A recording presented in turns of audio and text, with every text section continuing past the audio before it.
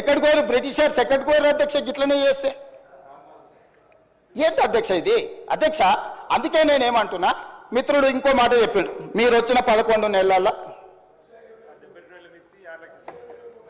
1,27,000 కోట్ల రూపాయలు అప్పు చేసిండని చెప్పిండు మిత్రుడు. సంతోషం. లెక్క నుంచి అన్నదేని ఆయన సోర్స్, ఆయన ఇష్టం.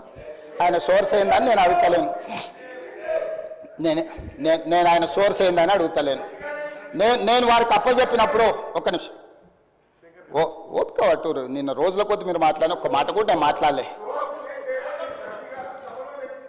నేను ఇయ్యలే. నేనేమంటున్నా అంటే గుడ్ ఆయన ప్రవేశపెట్టిన మొత్తం కాగితాల యొక్క స్పిరిట్ అర్థం చేసుకుంటే మీరు ఇట్లా వితండవాదం చేయకపోయి ఉండేటోళ్ళు. 1,27,000 కోట్ల రూపాయలు అప్పు చేసినామని వారు చెప్పిండ్రు అధ్యక్ష. వారు చెప్పిందే మనం వాస్తవం కింద తీసుకుందాం. వారు చేసిన అప్పు, వారు ఇచ్చిపోయిన అప్పు 7,11,000 కోట్ల రూపాయలు వారు ఇచ్చింది. అదేవిధంగా మేము చేసిన అప్పు 1,27,000 కోట్ల రూపాయలు. రెండు కలిపితే రాష్ట్రం అప్పు ఎంత ఉండాలి అధ్యక్ష? రెండు కలిపితే రాష్ట్రం అప్పు 8,38,911 కోట్లు ఉండాలి అధ్యక్ష. డిసెంబర్ 7, 2023 నాడు ప్రభుత్వాన్ని మాకు వారు అప్పగించినప్పుడు ఉన్న అప్పు, కాంట్రాక్టర్ల బిల్లులు కావచ్చు, కార్పొరేషన్ల పేర్ల మీద తీసుకున్న లోన్లు కావచ్చు, FRBM పరిధిలో తెచ్చిన అప్పు కావచ్చు, అన్ని లెక్క కడితే 7,11,911 కోట్ల అధ్యక్ష.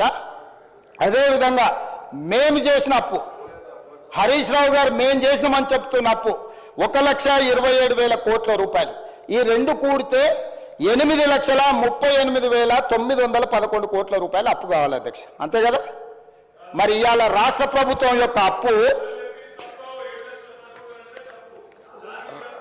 రాష్ట్ర ప్రభుత్వం ఈరోజు 18/12/2023 అంటే ఇవాళ 20 తారీఖు వచ్చినాం, 2 రోజులను తీసేస్తే 18/12/2023 నాడు ఈ రాష్ట్ర ప్రభుత్వం మీద ఉన్న అప్పు 7,22,788 కోట్లు.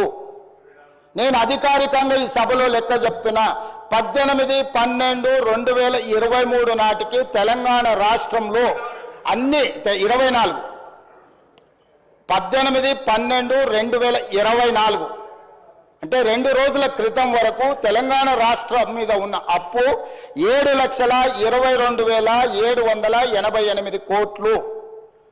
నేను ఇప్పుడు తమరి ద్వారా వారిని అడుగుతున్నా అధ్యక్ష, మేము 1,27,000 కోట్ల రూపాయలు అప్పు చేసి రాష్ట్ర ప్రజల నెత్తి మీద మేము మోపితే ఆ అప్పు 8,38,000 పైచిలుకు కోట్ల రూపాయలు ఉండాలి. 8,38,911 కోట్లు ఉండాలి. కానీ ఈరోజు రాష్ట్ర ప్రభుత్వం మీద ఉన్న అప్పు 7,22,000 కోట్ల రూపాయల 788 కోట్ల రూపాయలు ఉంది అధ్యక్ష. మరి మిగతా 1,20,000 కోట్లు, దాదాపుగా 1,00,000 కోట్లు ఎక్కడికి పోయినాయి అధ్యక్ష? ఎక్కడికి పోయినాయి? వాళ్ళు చేసిన అప్పు అసలు మిత్తి కట్టడానికి మేము ప్రభుత్వాన్ని అప్పచెప్పినప్పుడు ప్రతి నెల రాష్ట్ర ప్రభుత్వానికి ఉన్న సంవత్సరానికి భారము అప్పులు కట్టాల్సింది 6,500 కోట్లు. ఇవాళ వాళ్ళు మాకు అప్పచెప్పేటప్పటికి ప్రతి నెల 6,500 కోట్లు. ఆనాడు సంవత్సరానికి చెల్లించాల్సిన కిస్తు ఈరోజు ప్రతి నెల చెల్లించాల్సి వస్తుంది. 1,27,000 కోట్ల రూపాయల అప్పులు తెచ్చి మేము గజ్వేల ఫామ్ హౌజులు కట్టుకోలే, జన్వాడల ఫామ్ హౌజులు కట్టుకోలేదు, మోయినాబాద్ల ఫామ్ హౌజులు కట్టుకోలేదు, లేకపోతే ధరణిలో మేము భూములను కబ్జా పెట్టుకోలే. ఎక్కడికి పోయినాయి అధ్యక్ష? వాళ్ళు చేసిన పాపం, వాళ్ళు 10 ఏళ్ళ బొచ్చడు తప్పులు, పుట్టెడు అప్పులు.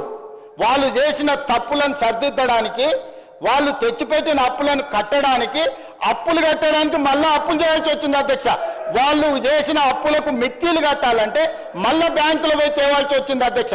ఇవాళ మేము ఎన్ని 1,00,000 కోట్లు తెచ్చినా, 1,27,000 కోట్లు తెచ్చినా వాళ్ళు పెట్టిన పాపం, వాళ్ళు పెట్టిన పాపాల పుట్టను తిరిగి చెల్లించడానికి తల తాకట్టు పెట్టి ఈరోజు మేము పేద రైతులకు ఈ రోజు రైతు భరోసానో లేకపోతే వారు కోరుకుంటున్న కౌలు రైతులకో ఇంకొకరికో లేకపోతే మహిళలకు ఇస్తున్న డబ్బులు ఎందుకు ఇవ్వలేకపోతున్నాం అధ్యక్ష?